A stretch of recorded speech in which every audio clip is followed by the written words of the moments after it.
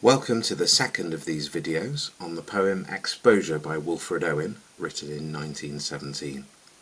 By the end of this video you should have a good idea of the main ideas in the poem and three key quotations represented by the three images in front of you. But before we look in detail at the poem, what happens? Well, in Exposure, the soldiers in World War I tell us how they pass a night, dawn, and the following day in southern France in winter. So the poem takes a night, a dawn, and then the following day. Problem in winter is, in war there's nothing to do, and the weather is dangerously cold, so they dream of going home to take their mind off the terrible conditions. But in their dreams the doors of their homes are closed to them. In real life, they have to bury one of the soldiers because they have died of cold. And so here is a quick reading of the poem. Our brains ache in the merciless iced east winds that knife us. Wearied we keep awake because the night is silent. Low drooping flares confuse our memory of the salient. Worried by silence, sentries whisper, curious, nervous, but nothing happens. Watching we hear the mad gusts tugging on the wire, like twitching agonies of men amongst its brambles. Northwards incessantly the flickering gunnery rumbles, far off like a dull rumour of some other war. What are we doing here? The poignant misery of dawn begins to grow. We only know war lasts, rain soaks, and clouds sag stormy. Dawn, massing in the east her melancholy army, attacks once more in ranks on shivering ranks of grey. But nothing happens. Sudden successive flights of bullets streak the silence, less deadly than the air that shudders black with snow, with sidelong flowing flakes that flock, pause, and renew. We watch them wandering up and down the wind's nonchalance, but nothing happens. Pale flakes with fingering stealth come feeling for our faces. We cringe in holes, back on forgotten dreams, and stare snow-dazed, deep into grassier ditches. So we drowse, sun-dozed, littered with blossoms trickling where the blackbird fusses.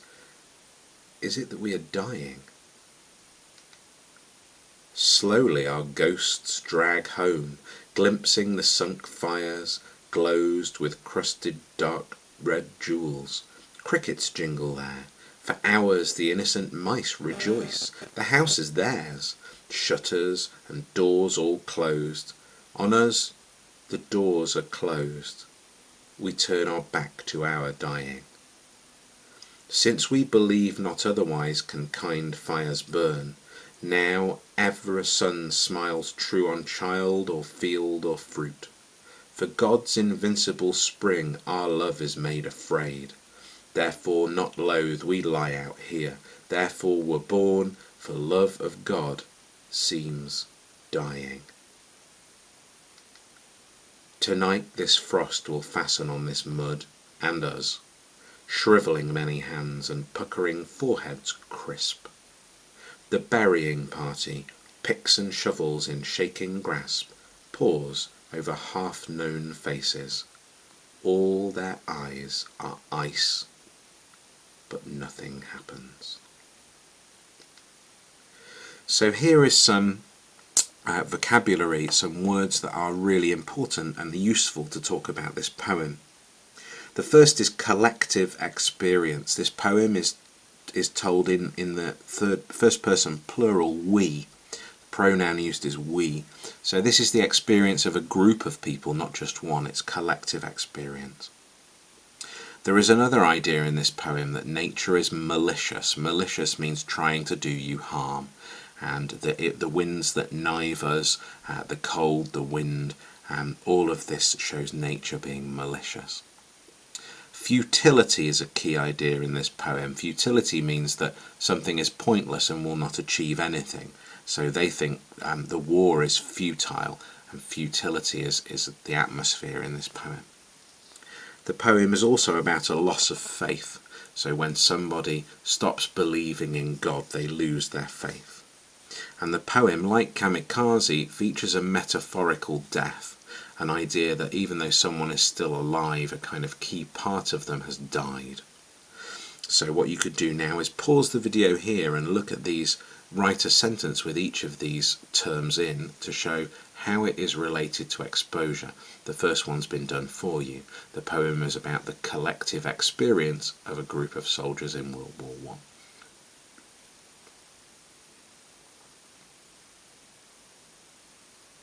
When you've done that, we're going to go through 4 key quotations, starting with this one, "Our brains ache."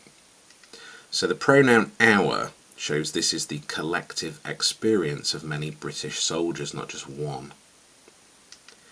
The assonance, that is the A sound in brains and ache, introduces how painful everything is in this war, even thinking. So the A sound of brain makes it related to the A sound of ache. Even their brains ache. And the ache, the verb, could also mean a desire or a yearning for something. What they ache to do is go home. Bullets less deathly than the air that shudders black. So the personification of the air that shudders implies even the air is freezing. Their brains ache, the air is freezing, everything is made terrible by this horrible weather. The verb shudder has connotations of fear. So even the air is afraid, and what they're afraid of is dying, of course, and being in war. The adjective black has associations of evil and death, so it sort of makes nature seem evil, as if even the air is black, everything is out to get them, they feel very vulnerable. For love of God seems dying. This is a really controversial thing to say. It's very ambiguous. That means it can be read in lots of different ways. So it could mean to love God again, we'd have to die, because right now we're not feeling love for anything. But it could also mean our love of God is dying. They're losing their faith in God. This is about a loss of faith. How could God let the First World War happen? So many soldiers started to question how God could have let the First World War happen, and so it is of a popular feeling at the time. And then of course this refrain, "but nothing happens." This is a repetition, and a chorus in a poem, a repeated line, is called a refrain. It shows how boring and repetitive the war can be. Every day nothing happens, the next day nothing happens. It ends the poem with a denial that anything that's happened. So what this could be is the official story of World War I. Nobody was bored, everyone was a hero, everyone fought bravely, whereas in fact what happened is that people froze to death and suffered.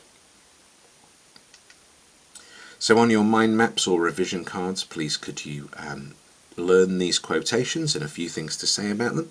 If you're heading for or aiming for higher grades, grades 7, 8 or 9, you might want to think about the image "On us the doors are closed." This is a complex and very ambiguous image, can be read in lots of different ways.